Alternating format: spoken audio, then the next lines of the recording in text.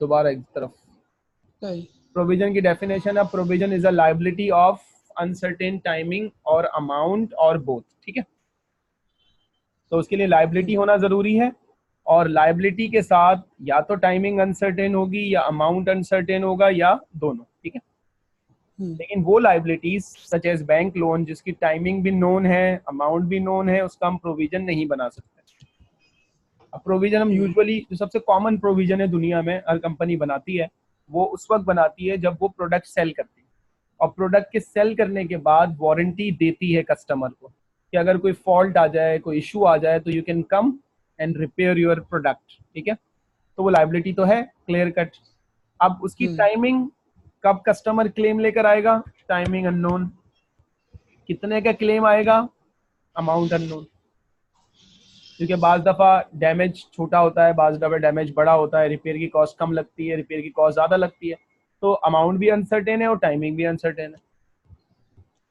तो इस ये डेफिनेशन पे पूरा उतरता है, क्योंकि लायबिलिटी भी है और अनसर्टेन भी है, ठीक है। अच्छा, क्योंकि प्रोविजन लायबिलिटी के अगेंस्ट बनाया जाता है, तो लायबिलिटी पहले चेक करनी पड़ेगी कि लायबिलिटी है या नहीं। लायबिलिटी क्या होती है? Obligation. Liability is a present obligation. Liability is a present obligation that arises from past event.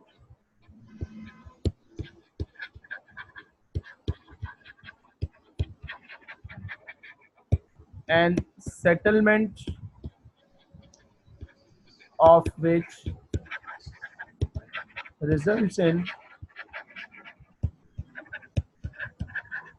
outflow of economic resources.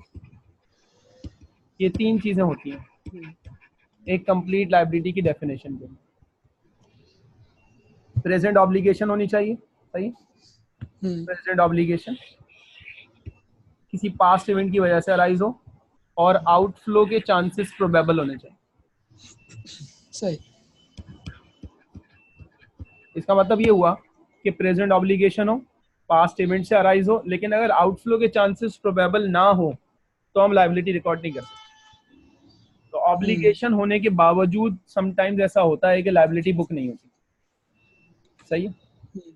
सही। अच्छा, ये ऑब्लिगेशन कैसे क्रिएट होती है? प्रेजेंट ऑब्लिगेशन पास्ट इवेंट की वजह से क्रिएट होती है, लेकिन ये ऑब्लिगेशन क्रिएट होने का रीजन क्या होता है? तो ऑब्लिगेशन दो तरह की होती है। एक को कहते हैं हम लीगल ऑब्लिगेशन, इसके अगेंस्ट भी लायबिलिटी बनती है, और एक कहलाती है कंस्ट्रक्टिव ऑब्लिगेशन, इसके अगेंस्ट भी लायबिलिटी बनती है। तो प्रोविजन लीगल ऑब्लिगेशन के अगेंस्ट भी बन सकता है और कंस्ट्रक्टिव ऑब्लिगेशन के अगेंस्ट भी बनता है, दोनों में लायबिलिटी होती है। लीगल ऑब्लिगेशन कैसे अराइज होती है? किसी कॉन्ट्रैक्ट या एग्रीमेंट के वायलेट होने की वजह से, तो हमने एग्रीमेंट किया, ब्रीच कर दिया, तो हमारे ऊपर ऑब्लिगेशन आएगी। या फिर बाय ऑपरेशन ऑफ लॉ, हमने कोई एग्रीमेंट नहीं किया हुआ, लेकिन कंट्री का लॉ जो है ना, उसको हमने वायलेट किया। जैसे एनवायरमेंटल लॉज को वायलेट करती है कंपनी, तो कंपनी को उसके अगेंस्ट पेमेंट करनी पड़ती है। अगर इन दोनों में से कोई चीज डिस्टर्ब होती है और हमारे ऊपर ऑब्लिगेशन आती है, तो हम कहेंगे लीगल ऑब्लिगेशन है, सही है। प्रोविजन बनेगा? नहीं, अनसर्टेनिटी होगी तो बनेगा, अनसर्टेनिटी हुई तो बनेगा। सही। अगर अनसर्टेनिटी नहीं हुई तो लायबिलिटी तो बुक होगी, प्रोविजन नहीं बनेगा, सही है। अच्छा, अब कुछ ऐसी ऑब्लिगेशन होती है जो लीगल ऑब्लिगेशन नहीं होती, किस वजह से आ रही होती है? Bye past practices.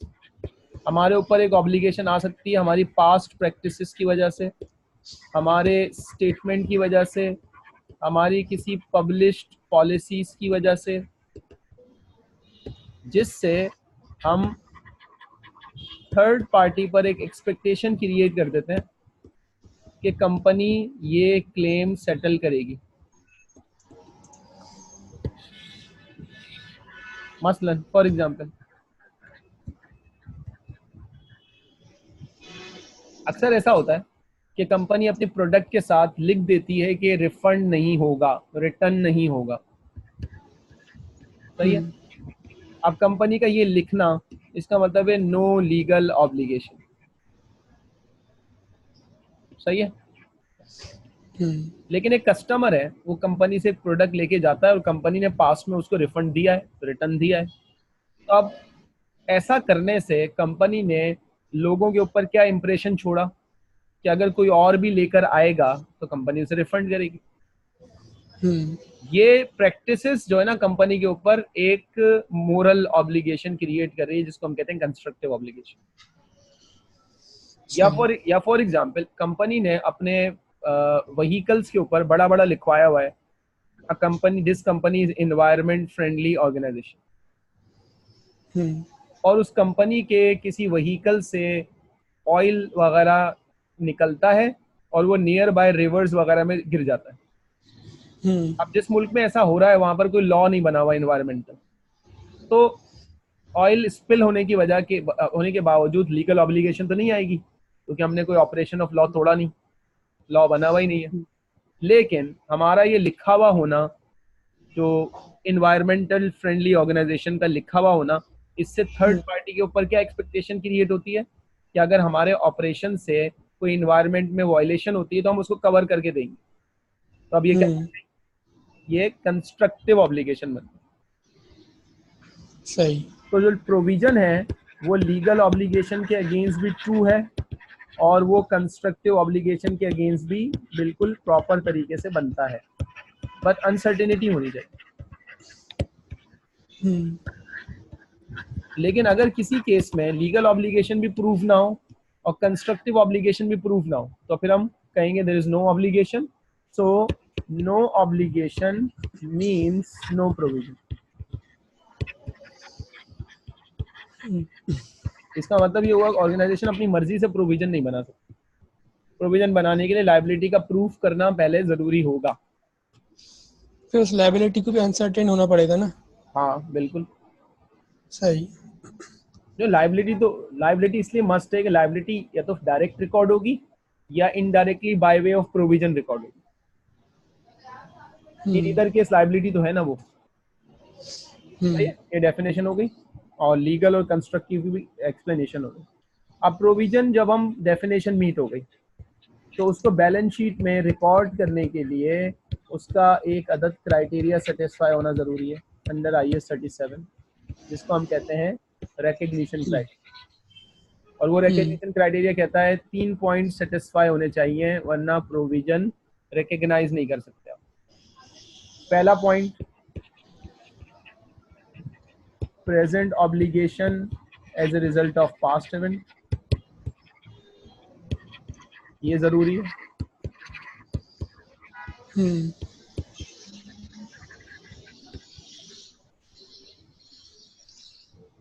दूसरा, पेमेंट होने के चांसेस प्रोबेबल होने चाहिए। प्रोबेबल का मतलब है 50% से ज्यादा चांसेस अगर हो तो उसे प्रोबेबल कहते हैं। सही। और जो अमाउंट है, क्योंकि अनसर्टेन होता है, तो अमाउंट जो है वो can be reliably estimated. Estimate तो बनाना पड़ेगा ना अनसर्टेनिटी में, लेकिन वो एस्टिमेट क्या होना चाहिए, रिलायबल एस्टिमेट होना चाहिए। अच्छा, होता क्या है, बाज दफा प्रेजेंट ऑब्लिगेशन होती है पास्ट इवेंट की वजह से अराइज हो जाती है। ठीक है, जैसे अक्सर कंपनी के खिलाफ कोर्ट में केस चला जाता है डैमेजेस के लिए, तो कंपनी ने कोई ऐसा एक्ट किया जिसकी वजह से प्रेजेंट ऑब्लिगेशन आ गई कंपनी के ऊपर। ठीक है, लेकिन या तो पेमेंट होने के चांसेस लेस देन 50% है, या अमाउंट किसी वजह से एस्टिमेट नहीं हो पा रहा, तो हम प्रोविजन बुक नहीं करेंगे। यानी 50% से कम है। पेमेंट होने के चांसेस अगर प्रोबेबल ना हो, लेस देन 50 या लेस देन 50 हो, तो हम कहेंगे कि प्रोविजन की कंडीशन सेटिस्फाई नहीं हो। इस पे एक चीज और समझ लो, यहाँ पर चांसेस के हवाले से एक चीज क्लियर कर लो। एक होते हैं चांसेस, इनको कहते हैं वर्चुअली सर्टेन। एक होते हैं प्रोबेबल। एक टर्म यूज होती है पॉसिबल।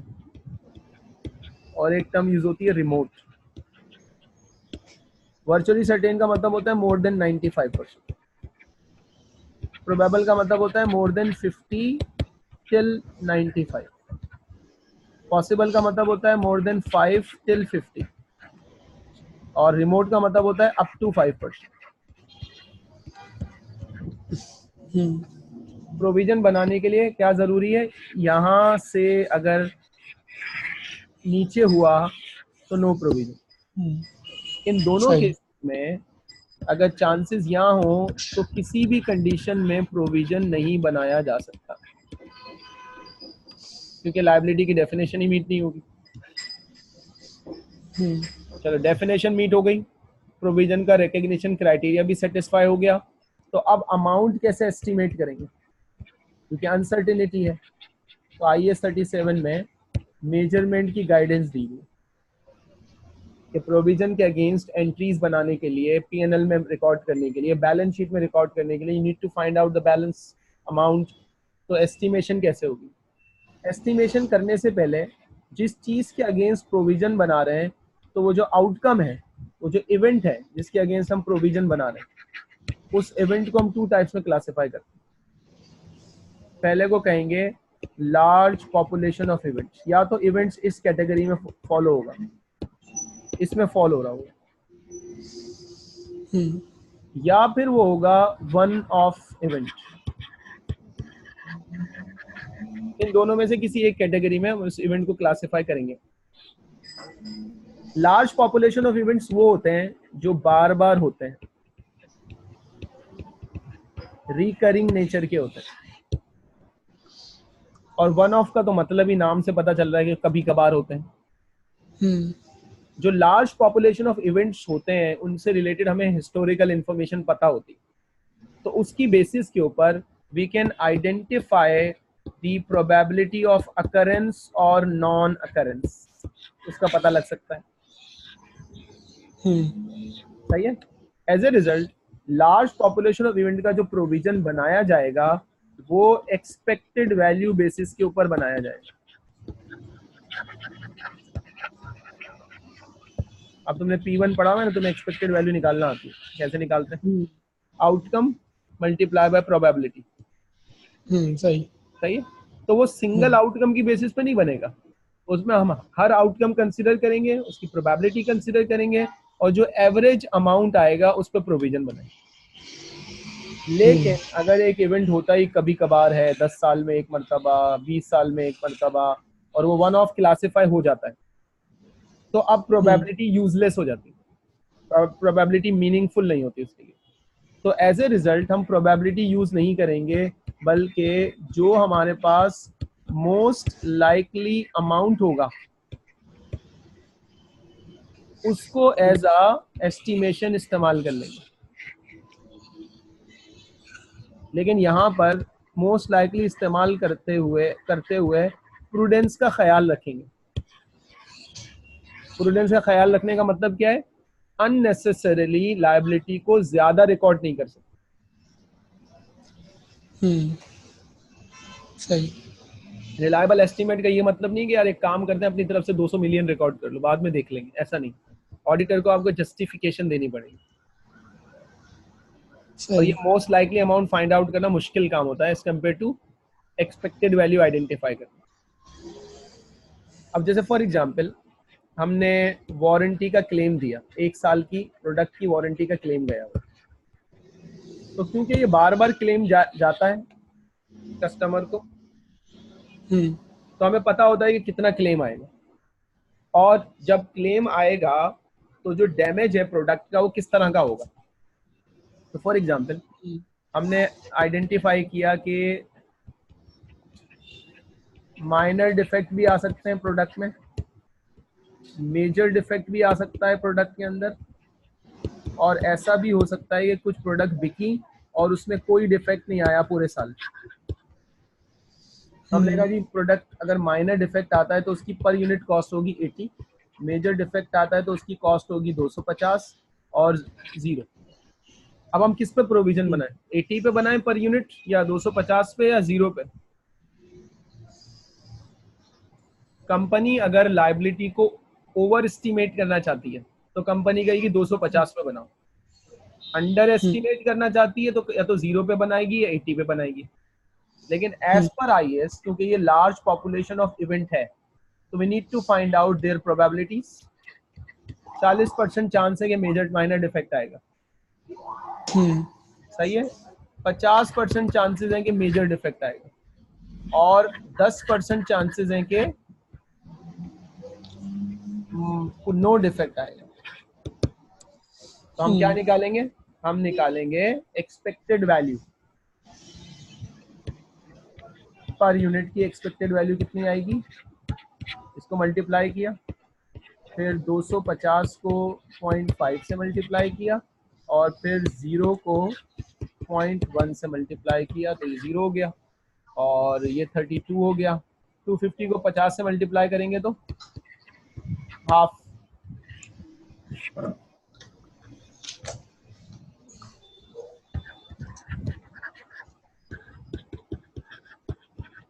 एक्सपेक्टेड वैल्यू क्या बनी? 157। तो हम ये एंटिसिपेट करेंगे कि ऑन एवरेज हमारा जो कॉस्ट लगेगी रिपेयर की, प्रोडक्ट की वारंटी के अगेंस्ट, ऑन एवरेज क्या होनी चाहिए? 157।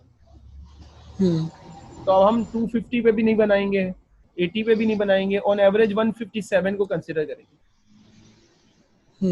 अब 157 पर यूनिट और जितने नंबर ऑफ यूनिट सेल हुए होंगे मल्टीप्लाई करके हम प्रोविजन की एंट्री पास करेंगे और प्रोविजन की एंट्री पास होगी एक्सपेंस डेबिट, नाम लगा दें एक्सपेंस का, वारंटी कॉस्ट पर यूनिट पे बना रहा हूँ, वारंटी कॉस्ट डेबिट और प्रोविजन फॉर वारंटी क्रेडिट।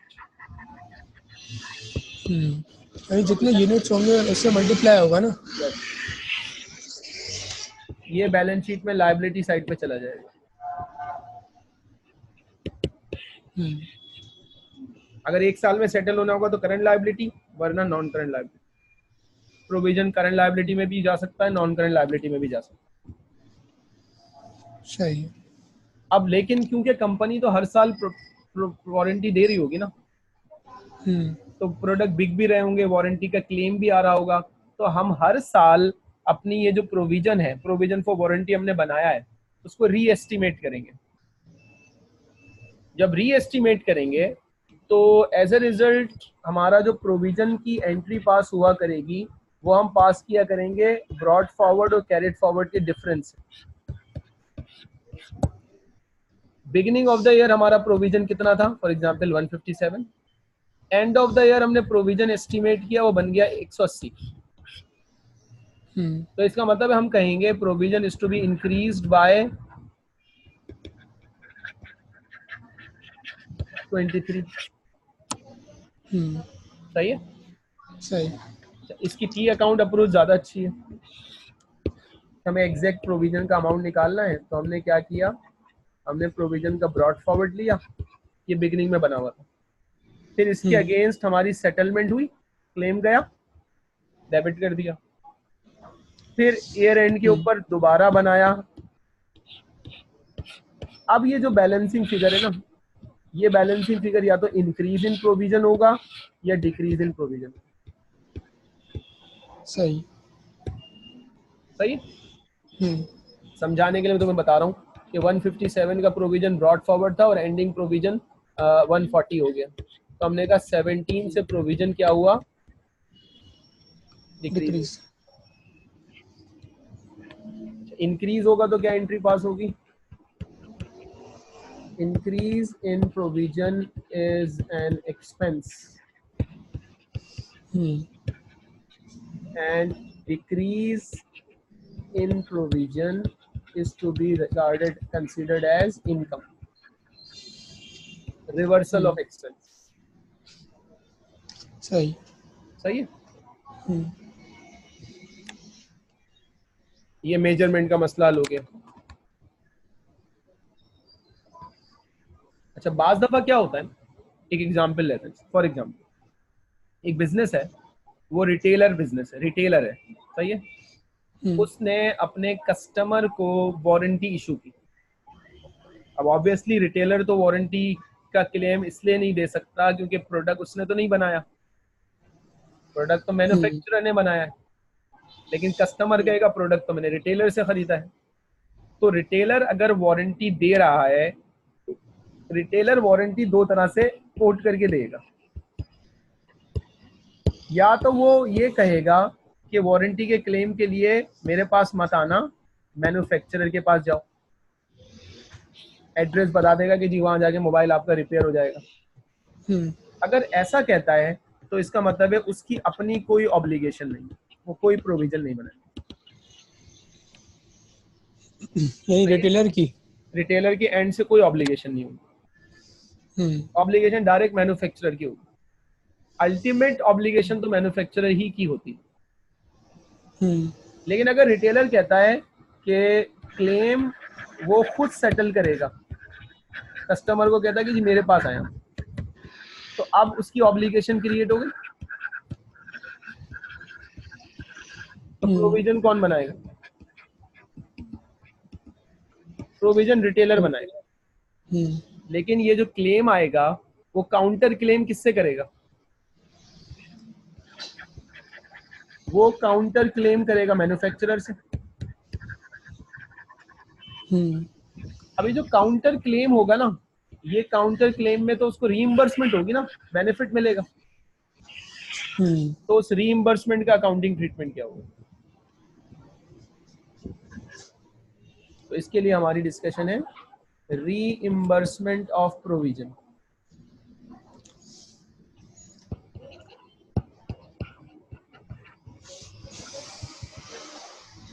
कि अगर हमने प्रोविजन बनाया और उस प्रोविजन के अगेंस्ट हमें किसी और पार्टी से क्लेम वापस मिल जाता है, तो उसे कहते हैं रीइंबर्समेंट ऑफ प्रोविजन।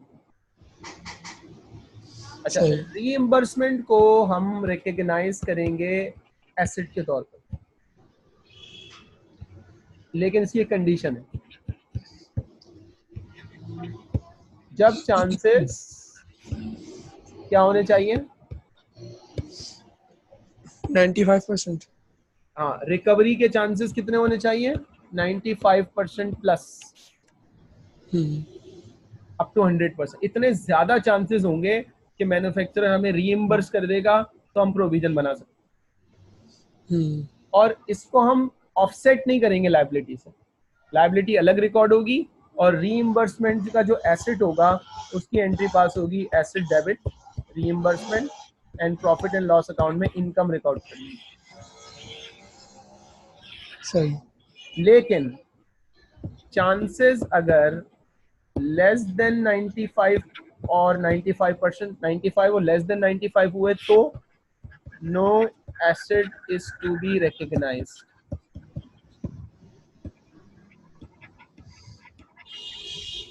रादर उसकी जगह हम कंटीजेंट एसेट को नोट्स टू दी अकाउंट में डिस्क्लोजर में डाल देंगे,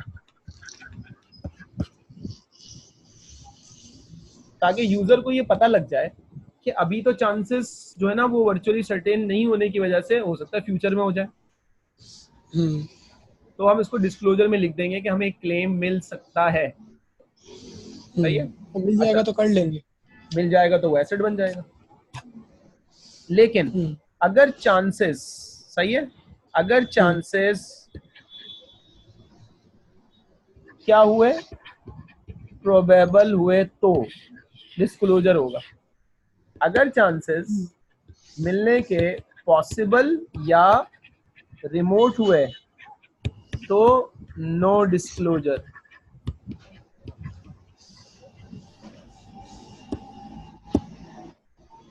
समझे? बेनिफिट रिसीव होने के चांसेस वर्चुअली सर्टेन हुए तो एसेट रिकॉर्ड करूंगा, प्रोबेबल हुए तो कंटीजेंट एसेट को डिस्क्लोज करूंगा, रिकॉर्ड नहीं करूंगा। और अगर चांसेस पॉसिबल या रिमोट हुए अप टू 50% और लेस देन दैट तो ना एसेट रिकॉर्ड होगा ना कंटीजेंट एसेट डिस्क्लोज होगा। सही। सही है? अच्छा जी, अब कुछ स्पेसिफिक प्रोविजंस की बात कर लेते हैं।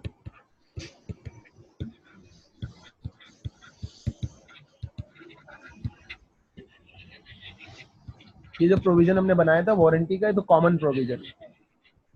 अब कुछ स्पेशलाइज्ड प्रोविजन जो कि most of the time one of event होते हैं, जैसे for example provision for dismantling cost.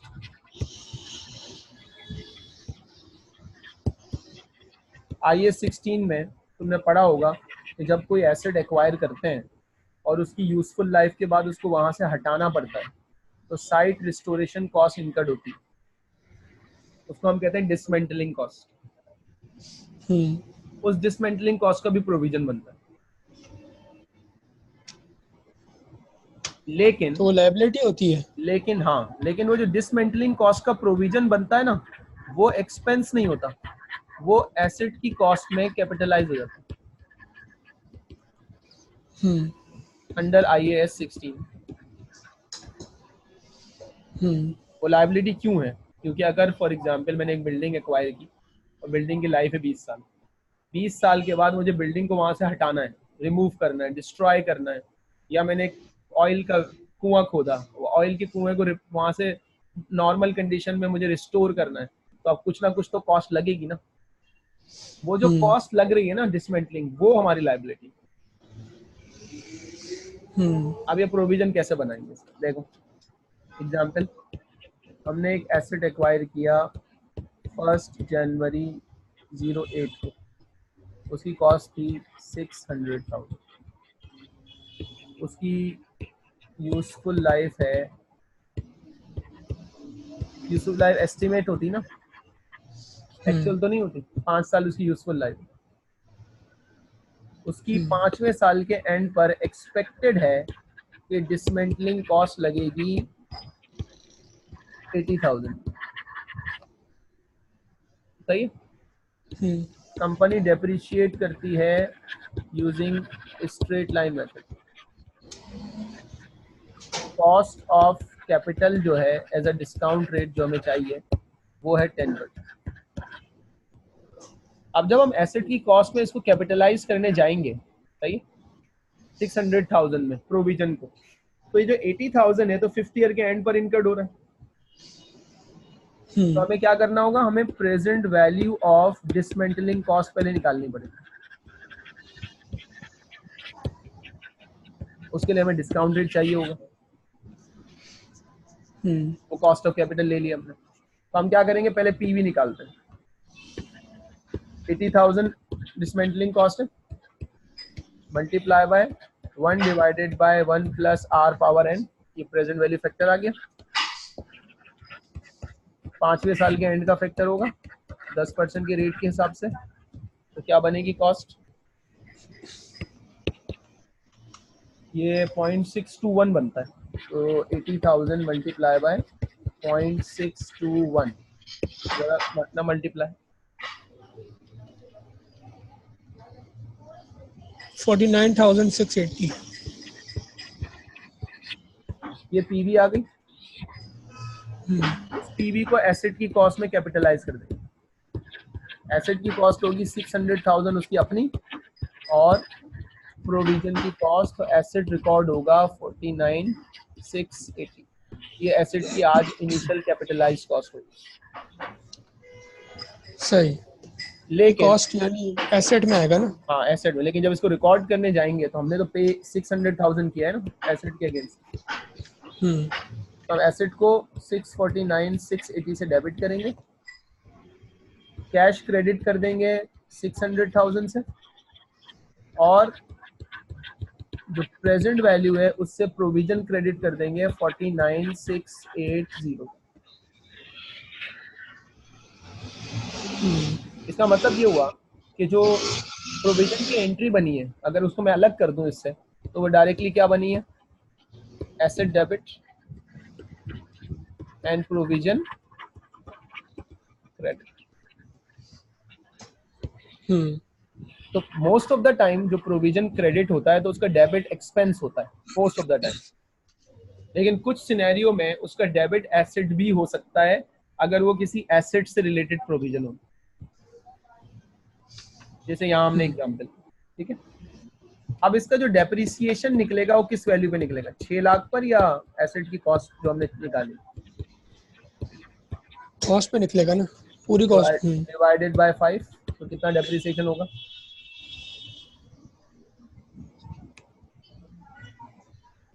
129,936 129,936 ये डेप्रिसिएशन एक्सपेंस में चला जाएगा। अब हमें जो पेमेंट करनी है प्रोविजन के अगेंस्ट वो करनी है 80,000 की,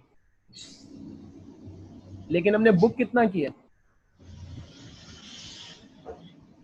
49,680। तो ये 5 साल में इसके अंदर चेंज आएगा हर साल? ये बढ़ेगा हर साल?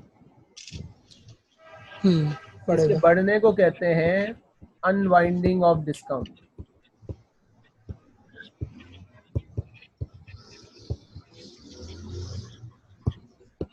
वो हमें बुक करना पड़ेगा हर साल एंड पर। कैसे निकालेंगे अनवाइंडिंग ऑफ डिस्काउंट? जो हमने प्रेजेंट वैल्यू ली है 49,680 की, उसको डिस्काउंट रेट से मल्टीप्लाई कर दो। यानी एक ही दफा लेनी है? नहीं, हर साल। नहीं, जो 49,680 ली है, देखते जाओ पहले साल क्या होगा, ये अनवाइंडिंग ऑफ डिस्काउंट आएगा। सही। इससे एंट्री पास करेंगे, फाइनेंस कॉस्ट को डेबिट कर देंगे, ये इंटरेस्ट कॉस्ट है, प्रोविजन क्रेडिट हो जाएगा, ये एंट्री पास होगी। तो यानी मैं ये कह रहा हूँ कि अभी जो फाइनेंस कॉस्ट है ये हमने प्रोविजन के अगेंस्ट क्यों लिए? हमारा एक्चुअल प्रोविजन 80,000 का, सही है। हमने बुक कितना किया? 49,680। तो इसमें जो डिफरेंस आ रहा है ना, ये टाइम वैल्यू ऑफ मनी की वजह से आ रहा है, और टाइम वैल्यू ऑफ मनी का जो इम्पैक्ट होता है वो फाइनेंस कॉस्ट होती है। लेकिन हमारा प्रोविजन 49,680 नहीं है, हमारा प्रोविजन 80,000 का है। तो with the passage of time हमारा प्रोविजन बढ़ना चाहिए, ताकि 5वें साल के एंड पर जब हमें पेमेंट करनी हो तो लायबिलिटी कितनी क्रिएट होनी चाहिए? 80,000 की। सही है। अब ये पहला साल कंप्लीट हो गया, ठीक है। तो हमारा प्रोविजन का बैलेंस शीट अमाउंट कितना होगा? 4968 प्लस करो,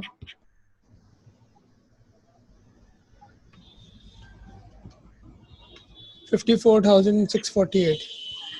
ये पहले साल के एंड पर प्रोविजन का कैरिड फॉरवर्ड बैलेंस आ गया, बैलेंस शीट में चला जाएगा।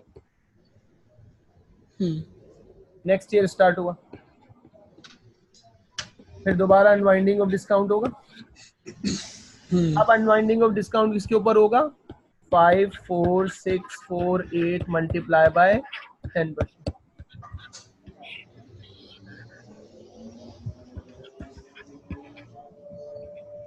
सही। अब दोबारा एंट्री पास होगी, नेक्स्ट ईयर की बता रहा हूँ। Finance cost debit 5465 and provision credit 54, provision credit 5465। और इसी तरह से चलता रहेगा। 5वें साल के एंड पर ये 80,000 बन जाएगा। और अगर वाकई हमारी एक्चुअल लायबिलिटी भी 80,000 हुई तो 5th ईयर के एंड पर हम प्रोविजन को डेबिट करेंगे 80,000 से, और कैश को क्रेडिट कर देंगे 80,000 से, लायबिलिटी खत्म। अगर वाकई 80,000 हुई। सही। और हमारे सिलेबस में वो एक्चुअल यही होगी, चेंज नहीं करेगा। क्योंकि अगर ये चेंज हो जाए तो फिर इसकी अकाउंटिंग बड़ी कॉम्प्लेक्स है, सिलेबस में नहीं। यानी पहले साल हमें ज्यादा लेनी है, जो ऊपर थोड़ा सा करेगा। सबसे पहले तो जिस वक्त हमने एसेट खरीदा, एसेट कब खरीदा? 1 जनवरी 2008 को। उस वक्त हमें उसको प्रेजेंट वैल्यू में कन्वर्ट करना है। हमने प्रेजेंट वैल्यू में कन्वर्ट किया, 49 आया, एसेट की कॉस्ट में ऐड कर। कब? 1 जनवरी। सही है। आप जिस चीज को प्रेजेंट वैल्यू टर्म्स में रिकॉर्ड करते हैं उसमें हर साल वैल्यू इंक्रीज होना जरूरी है टाइम वैल्यू ऑफ मनी की वजह से। तो जब हम ईयर एंड के ऊपर पहुंचे तो जो प्रोविजन हमारा 49,680 था वो बढ़ेगा। उसके बढ़ने का एलिमेंट निकाला हमने, उसके बढ़ने का एलिमेंट आ गया 4968। इससे हमने प्रोविजन बढ़ाया, लेकिन जो डेबिट इम्पैक्ट है वो एसेट में ऐड नहीं होगा। वो डेबिट इम्पैक्ट क्या है? Time value of money. इसलिए वो इंटरेस्ट कॉस्ट में जाएगी हर साल एक्सपेंस के तौर पे। सही है। तो जो फाइनल ईयर होगा उसमें 80,000 होगी। हाँ, जब ये हर साल क्रेडिट होता जाएगा ना प्रोविजन, तो 5th ईयर के एंड पर ये 80,000 हो जाएगा। ठीक है। ओरिजिनल एस्टिमेशन के हिसाब से। ये एक स्पेशलाइज्ड प्रोविजन की एग्जांपल है, डिसमेंटलिंग कॉस्ट। इसी तरह एक स्पेशलाइज्ड प्रोविजन बनता है रीस्ट्रक्चरिंग कॉस्ट के अगेंस्ट। रीस्ट्रक्चरिंग प्रोविजन बनता है, प्रोविजन फॉर रीस्ट्रक्चरिंग। तो पहले रीस्ट्रक्चरिंग क्या होती है ये डिस्कस करते हैं। रीस्ट्रक्चरिंग को IAS 37 डिफाइन करता है। रीस्ट्रक्चरिंग क्या होती है? जब हम अपने किसी डिपार्टमेंट को क्लोजर ऑफ बिजनेस यूनिट, हम अपना कोई डिपार्टमेंट बंद कर दें, उसको रीस्ट्रक्चरिंग कहते हैं। सही है। सेल ऑफ बिजनेस यूनिट, हम अपना कोई बिजनेस यूनिट बेच दें, उसको रीस्ट्रक्चरिंग कहते हैं। सही है। फंडामेंटल रीऑर्गेनाइजेशन ऑफ बिजनेस, हम अपने काम करने का तरीका चेंज कर दें, वो भी रीस्ट्रक्चरिंग की डेफिनेशन में आता है।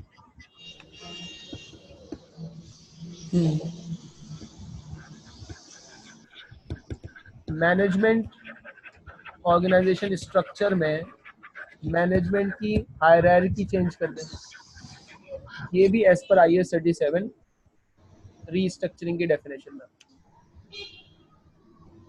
अब इनमें से कोई भी इवेंट हो, टेक एन एग्जांपल, ये बहुत कॉमन है। हमने अपने एक डिपार्टमेंट को शट डाउन कर दिया। जब शट डाउन करेंगे तो वर्कर को निकालेंगे, रिडंडेंसी कॉस्ट पे करेंगे, लोग हम पे क्लेम करेंगे, रिडंडेंसी कॉस्ट पे करेंगे, वहां से एसेट्स को बेचेंगे। इस पूरे प्रोसेस में जो कॉस्ट लगेगी ना, उस कॉस्ट के अगेंस्ट प्रोविजन बनेगा और उसको क्या कहेंगे? Provision for restructuring cost. सही है। अच्छा, जो वो प्रोविजन बनाया जाएगा ना, उस प्रोविजन बनाने की कंडीशन है। कंडीशन क्यों है? क्योंकि रीस्ट्रक्चरिंग करना it's not a legal obligation. Law तो नहीं कहता ना आपको रीस्ट्रक्चरिंग करना, तो प्रोविजन तो नहीं बन सकता, क्योंकि हमने कहा लायबिलिटी होना कंडीशनल है, तो लीगल ऑब्लिगेशन तो नहीं है। तो इसका मतलब ये हुआ कि रीस्ट्रक्चरिंग का प्रोविजन उस वक्त बनेगा जब कंस्ट्रक्टिव ऑब्लिगेशन हो। और कंस्ट्रक्टिव ऑब्लिगेशन कैसे बनेगी? उसके लिए दो कंडीशन सेटिस्फाई होना जरूरी है।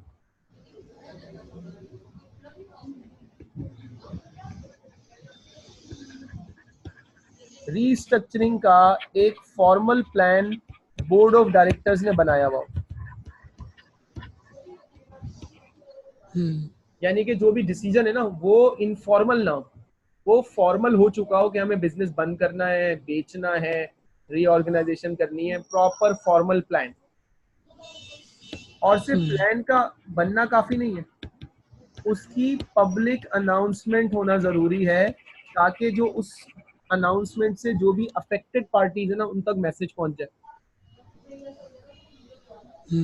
अगर ये दो कंडीशंस मीट हो जाएं तो ऑर्गेनाइजेशन के ऊपर एक कंस्ट्रक्टिव ऑब्लिगेशन क्रिएट हो जाएगी। और अगर इन दोनों में से एक चीज मीट हो रही है, दूसरी मीट नहीं हो रही, तो इसका मतलब है कंस्ट्रक्टिव ऑब्लिगेशन नहीं है, कंपनी अपने डिसीजन से रिवर्ट भी कर सकती है। और ये दोनों बैलेंस शीट डेट से पहले या उस डेट के ऊपर हो जानी चाहिए कंडीशन भी। अगर बैलेंस शीट डेट के गुजरने के बाद कोई कंडीशन मीट हुई तो फिर प्रोविजन नहीं बनेगी। मसलन फॉर्मल प्लान बन चुका था, लेकिन जो अनाउंसमेंट हुई वो बैलेंस शीट गुजरने के 5 दिन बाद हुई, तो हम उसको प्रोविजन में नहीं डालेंगे। फिर उसको हम कहेंगे ये वो है नॉन एडजस्टेड इवेंट और डिस्क्लोजर में डाल दें। अच्छा, अगर इसी रीस्ट्रक्चरिंग के अंदर सेल ऑफ डिवीजन हो, कोई डिवीजन हम बेच रहे हो, तो जो कंडीशन है ना ऊपर वाली वो तो है अपनी जगह, लेकिन उसके साथ ये भी जरूरी है, बाइंडिंग सेल एग्रीमेंट होना भी जरूरी है। अगर बाइंडिंग सेल एग्रीमेंट नहीं बना तो प्रोविजन नहीं बन सकता। क्योंकि मैं एक चीज सेल करने की कोशिश कर रहा हूँ, हो सकता ना बिके। अगर नहीं बिक रही तो कंपनी क्या करेगी, चलाएगी उसे। सही है। जो भी प्रोविजन फॉर रीस्ट्रक्चरिंग कॉस्ट बनेगा, सही है, उसमें कॉस्ट ऑफ प्रोविजन जो एस्टिमेट की जाएगी वो क्या होगी, डायरेक्टली एट्रीब्यूटेबल कॉस्ट। प्रोविजन से रिलेटेड, रीस्ट्रक्चरिंग से रिलेटेड। मसलन अब हम एक अपने बिजनेस को बंद कर रहे हैं, ठीक है। अब वहां से एसेट्स निकाल कर किसी नए बिजनेस को देना, वहां पर उसकी वायरिंग करवाना, ये कहलाती है ऑनगोइंग एक्टिविटीज। ये रीस्ट्रक्चरिंग नहीं हो रही। रीस्ट्रक्चरिंग क्या है, पब्लिक को निकाल दिया, उनको पेमेंट कर दी, ये रीस्ट्रक्चरिंग, रिडेंडेंसी कॉस्ट। तो ऐसा ना हो कि हम प्रोविजन के अंदर ज्यादा कॉस्ट ले लें, तो इसलिए आईएएस में लिखा हुआ है कि डायरेक्टली एट्रीब्यूटेबल कॉस्ट होनी चाहिए, यानी कि रीस्ट्रक्चरिंग होती तो इनकर्ड होगी वरना नहीं होगी। सही। अच्छा, इसमें क्या चीज कंसिडर नहीं कर सकते, cost of ongoing operation. Ongoing operation अगर हो रहे हैं तो वो नॉट टू बी कंसिडर, उनको कंसिडर नहीं किया जाएगा, क्योंकि वो डायरेक्टली एट्रीब्यूटेबल नहीं है। सही है। एंट्री क्या पास होगी, expense debit, provision credit.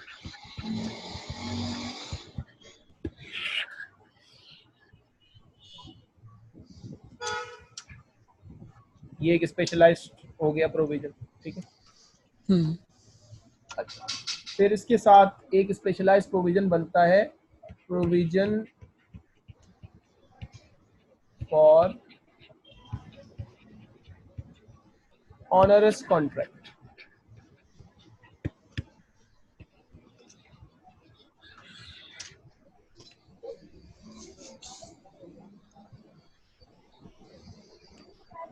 Onerous contracts क्या होते हैं,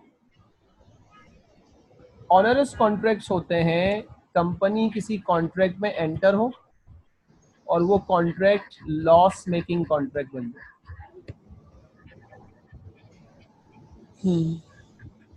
वैसे तो हर कॉन्ट्रैक्ट कंपनी प्रॉफिट के लिए करती है, लेकिन अगर किसी कॉन्ट्रैक्ट को करने के बाद कंपनी का वो लॉस मेकिंग कॉन्ट्रैक्ट बन जाए तो वो कॉन्ट्रैक्ट क्या कहलाएगा कि ये ऑनरस कॉन्ट्रैक्ट है।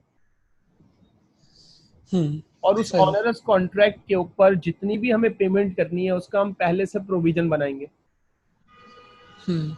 ये ऑनरस कॉन्ट्रैक्ट लीगल ऑब्लिगेशन होती है क्योंकि हम पहले से कॉन्ट्रैक्ट के अंदर इन्वॉल्व हैं। तो हमें पता चलेगा तब बनाएंगे ना कि ये लॉस मेकिंग है। हाँ, वो लॉस मेकिंग कैसे पता लगता है, फॉर एग्जाम्पल हमने लीज के ऊपर एक बिल्डिंग ली, सही है, और उस बिल्डिंग का रेंटल है एनुअल 2 लाख, और हमने 5 साल के लिए ले लिया। जिस पर्पस के लिए वो बिल्डिंग लीज पे ली थी, मसलन वहां पर कोई हम अपना ऑपरेशन स्टार्ट करने वाले थे, किसी वजह से वो ऑपरेशन हमने बंद कर दिया। अब ये लीज तो हमें कंटिन्यू रखनी पड़ेगी ना। इसका मतलब है इसकी कॉस्ट तो लग रही है लेकिन इसका बेनिफिट नहीं उठा रहे हम, तो ये लॉस मेकिंग कॉन्ट्रैक्ट बन गया। अब इस लॉस मेकिंग कॉन्ट्रैक्ट का हम प्रोविजन बनाएंगे, लेकिन प्रोविजन बनाने के वक्त हम ये चेक करेंगे कि क्या हमारे पास इसकी कॉस्ट मीट करने के एक से ज्यादा ऑप्शन मौजूद है।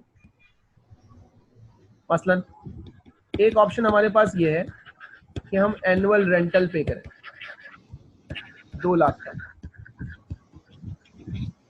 दूसरा ऑप्शन ये है कि हम इसको टर्मिनेट करवाएं और टर्मिनेशन के ऊपर पेनल्टी पे कर दें।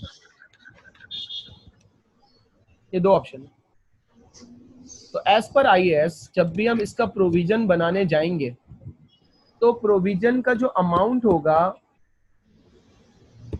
वो किस पे बनेगा, लीस्ट नेट कॉस्ट, यानी कि जो सबसे चीपर ऑप्शन होगा। मसलन यहाँ टर्मिनेशन करने में अगर 2,50,000 लग रहे हैं तो इन दोनों में चीपर ऑप्शन कौन सा है, 2 लाख। तो हम प्रोविजन को ज्यादा करके रिकॉर्ड नहीं कर सकते, लीस्ट नेट कॉस्ट पे रिकॉर्ड करेंगे। एंट्री वही पास होगी, एक्सपेंस डेबिट और प्रोविजन क्रेडिट। सही है। अच्छा ये तो प्रोविजन हो गया। अब बात करते हैं, ये प्रोविजन यहाँ पे एंड हो गया जितना हमारे सिलेबस में। तो इसके पास एंट्रीज ही आती हैं, इसकी थ्योरी पे थ्योरेटिकल सवाल ज्यादा आते हैं, कैलकुलेशन के चांसेस कम है। सिचुएशन दे दी जाएगी, 4 ऑप्शन में से किस ऑप्शन में प्रोविजन बनाएंगे, किस ऑप्शन में प्रोविजन नहीं बनाएंगे, इस तरह का सवाल है। सही, वो किट से देखेंगे तो हो जाएगा मसला। Contingent liability. अब एक टर्म हमने ऑलरेडी पढ़ ली है कॉन्टिजेंट एसेट की। कॉन्टिजेंट लायबिलिटी 2 सिचुएशन में होती है। पहली सिचुएशन जब हमारे ऊपर ऑब्लिगेशन तो हो लेकिन वो पॉसिबल ऑब्लिगेशन हो, प्रेजेंट ऑब्लिगेशन में। सही है। अगर ऑर्गेनाइजेशन के ऊपर कोई पॉसिबल ऑब्लिगेशन होती है तो हम कहेंगे नो लायबिलिटी, क्योंकि लायबिलिटी के लिए प्रेजेंट ऑब्लिगेशन होना जरूरी है। So no provision. इंस्टेड वो क्या होगी, अगर वो लायबिलिटी नहीं बनी तो वो कंटीजेंट लायबिलिटी होती है, क्योंकि पॉसिबल एप्लीकेशन डिपेंडिंग ऑन, अभी वो पॉसिबल क्यों है,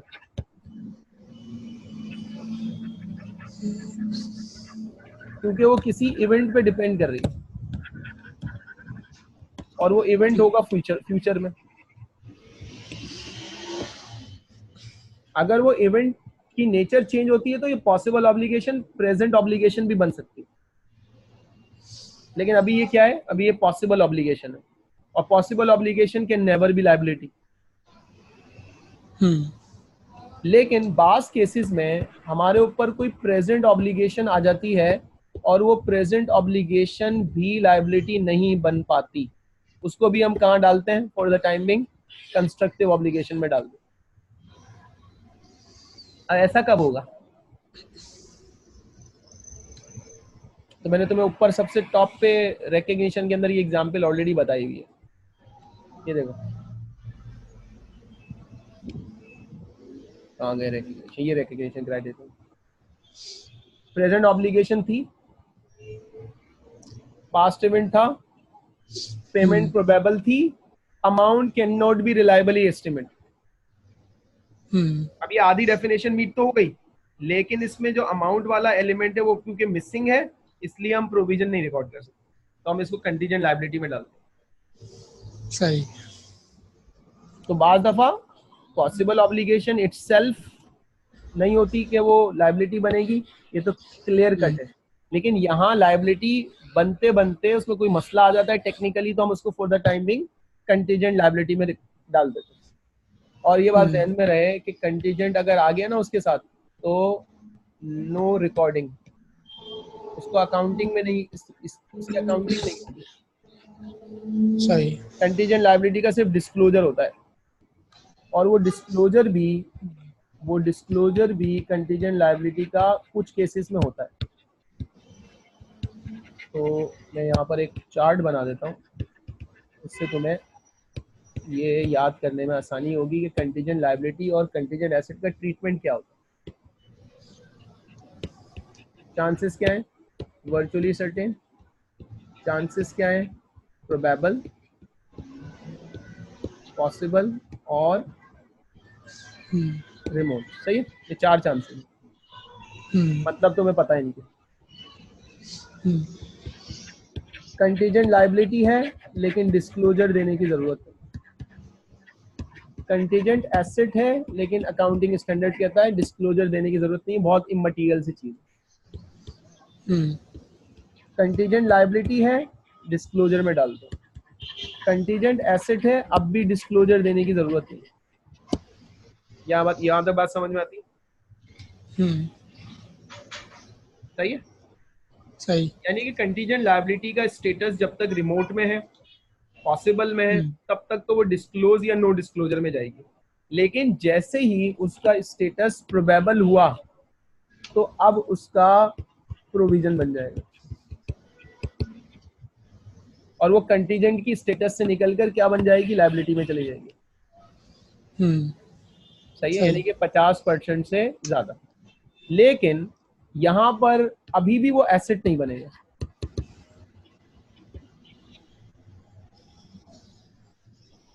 और जब चांसेस और ऊपर आ जाएं तो फिर वो उसमें से अनसर्टेनिटी भी खत्म हो जाती है, फिर वो प्रोविजन नहीं, डायरेक्ट लायबिलिटी रिकॉर्ड होती है।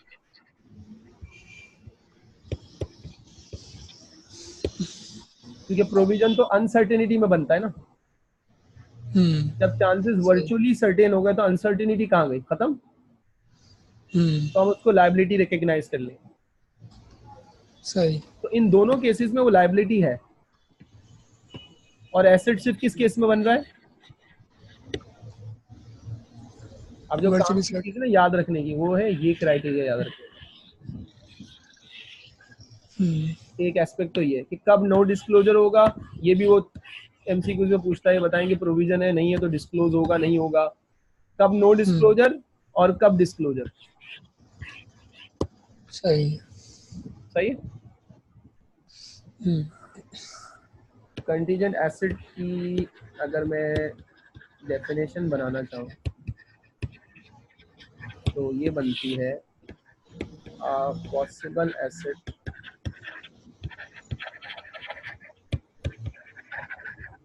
that depends on some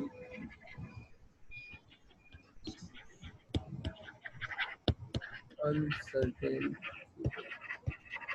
किसी भी इवेंट के हैपनिंग और नॉट हैपनिंग के ऊपर वो बेनिफिट डिपेंड करते हैं। अभी जो कंटीजेंसी वाला केस है ना, ये कंटीजेंसी वाला केस किस में बनता है? कोर्ट केसेस के हमारे अगेंस्ट हुआ तो